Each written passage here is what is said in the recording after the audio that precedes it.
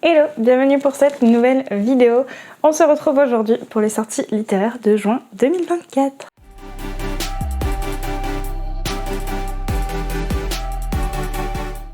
Alors ce mois-ci, ça va aller assez vite puisqu'on est beaucoup sur des suites de sagas. Je sais que c'est rare que je vous en propose dans les sorties littéraires, enfin du moins que je vous en présente. Mais c'est vrai que c'est ce qui m'intéresse le plus ce mois-ci, mine de rien. Et j'ai trouvé très peu d'autres choses qui ont attiré mon intérêt. Donc c'est parti. Donc la première sortie, c'est La Reine des Gargouilles, le tome 2, Détruire le trône de Jennifer Estep, qui sort dans la collection Lost Kingdom le 5 juin. Donc je ne vous lis pas le résumé, mais c'est la suite. C'est la suite de Capturer la couronne dont je vous ai parlé je crois dans le dernier update de lecture. Donc forcément j'avais plutôt bien apprécié quand même Capturer la couronne. Donc forcément je suis tentée par la suite. On a une aussi jolie couverture que pour le tome 1. Donc voilà. Le suivant, c'est également une suite de saga que beaucoup de personnes attendent, je pense, puisque c'est Iron Flame, donc le tome 2 de Fourth Wing, donc de Rebecca Yarros, qui sort également le 5 juin chez Hugo Roman. Donc pareil, je vous fais pas le résumé, mais je pense que si je vous dis Fourth Wing, vous savez exactement de quoi je parle. Pareil, je vous en ai parlé en plus dans le dernier update également. Et forcément, gros coup de cœur, donc j'achète, évidemment, j'achète. Ensuite, on a quand même une nouveauté dans ces sorties. C'est La guerre des cœurs égarés, tome 1, Les braises de la guerre, de Carissa Broadbent, qui sort dans la collection Lost Kingdom le 5 juin également. Une ancienne esclave qui lutte pour la justice, un guerrier reclus qui ne croit plus en rien, une magie noire qui va unir leur destin. Arrachée à sa terre natale alors qu'elle n'était qu'une enfant, Tisana a dû apprendre à survivre seule, avec rien d'autre qu'un esprit vif et un soupçon de magie. Une tâche déjà ardue qui prend un tournant des plus mortels quand elle tente de racheter sa liberté et manque de mourir. Désespérée de sauver le meilleur ami qu'elle a laissé derrière elle, Tisana part trouver les ordres, la plus puissante organisation de magiciens au monde. Pour rejoindre leur rang, la jeune femme se voit contrainte de suivre l'apprentissage de Maxentarius Farlion, un magicien de feu reclus et sublime, qui méprise ses supérieurs. Tisana ne reculera devant rien pour sauver ce qu'elle aime, même si cela implique de faire face à son passé sanglant, même si cela implique d'être un pion dans les jeux mortels des ordres, même si cela implique de sacrifier son cœur. Tisana est prête à manipuler la mort en personne pour arriver à ses fins. Voilà, ça donne énormément envie. Ensuite, on a Outre Noir, tome 1, Les Titans du Ciel de Mark J. Gregson, qui sort chez Lumen le 6 juin. S'élever ou chuter, périr ou triompher.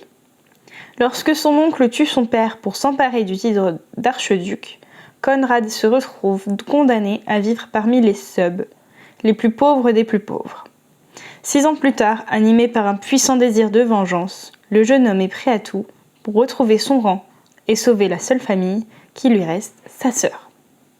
Mais sur son île natale, comme ailleurs aux confins du ciel, on s'élève d'abord au mérite. Et bientôt Conrad est recruté comme apprenti parmi des centaines de candidats au sein de la guilde de la chasse, la plus dangereuse de toutes.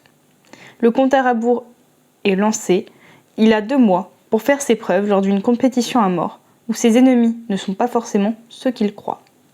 Entre les Gorgontones, ces monstres géants qui font régner le chaos, les nuages noirs toxiques qui flottent sous les îles et les murmures de rébellion de plus en plus palpables, il n'y a qu'un pas de l'ascension à la chute. Embarqué à bord du Gladiant et voguer aux 4 coins du ciel dans un univers qui n'est pas sans rappeler ceux de Brandon Sanderson ou de Pierce Brown, avec un zeste de l'Attaque des Titans. On n'est pas sur ce vers quoi j'ai tendance à me diriger, c'est-à-dire de la romance ici, mais ce résumé m'a beaucoup intriguée. L'univers a l'air très intéressant. Le suivant est la saga des Sans Destins, tome 1, un destin ancré dans le sang, de Daniel L. Jensen, qui sort chez Brajlon le 12 juin. Née au cœur des fjords glacés du Skaland et mariée à un homme rustre qu'elle n'aime pas, Freya ne rêve que de devenir une guerrière et de planter une hache dans le dos de son époux. Tout change le jour où son mari la trahit et la livre au Jarl Snorri, qui la contraint à disputer un combat à mort avec son fils Björn. Pour survivre, Freya n'a d'autre choix que de révéler son plus grand secret. En lui offrant une goutte de son sang, la déesse Iln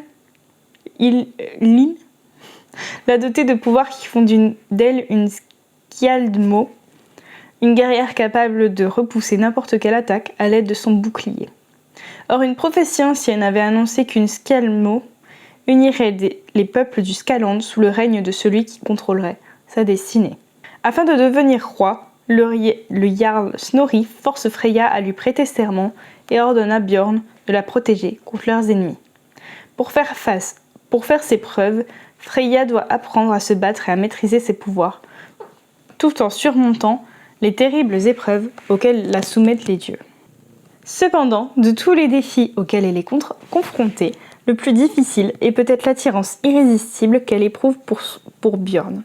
Si elle succombe à son désir interdit pour le beau et valeureux guerrier, elle risque non seulement sa destinée, mais aussi celle de tous ceux qu'elle s'est juré de protéger.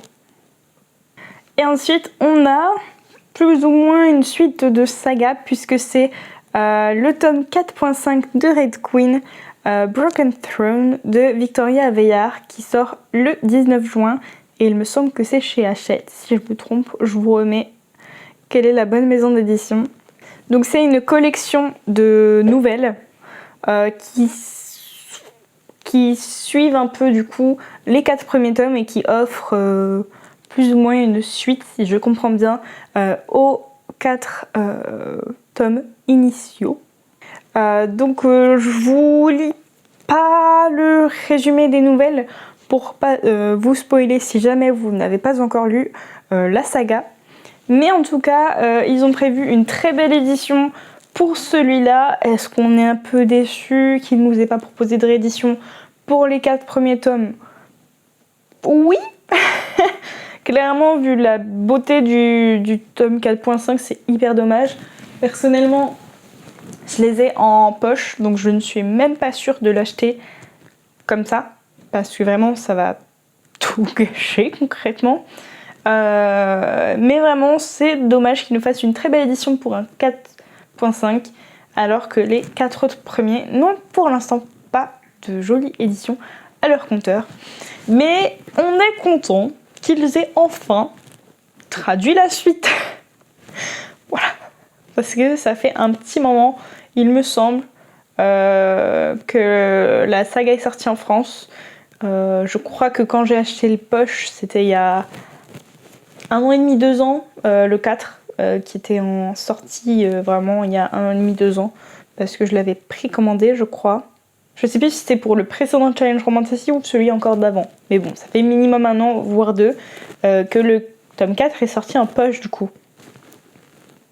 Voilà, donc on est content d'enfin avoir une sorte de suite à cette histoire, puisque sur le tome 4 en lui-même, on est resté sur une fin un peu douce amère qui ne donne pas vraiment de résolution sur tout. Donc là, on va un peu voir, si j'ai bien compris, comment ça se passe un peu pour chacun des personnages principaux. Voilà, quelles conséquences ça a sur chacune de leur vie. Donc voilà, il fait quand même partie des sorties qui me font envie, même si je ne suis pas sûre clairement de craquer pour cette jolie édition, pour pas que ça fasse tâche. Mais je pense qu'on se comprend. Voilà du coup pour les sorties littéraires de juin 2024. N'hésitez pas à me dire en commentaire quelles sont les sorties qui vous font envie ce mois-ci. Et sur ce, je vous souhaite de très bonnes lectures et je vous dis à très bientôt pour une prochaine vidéo. Ciao!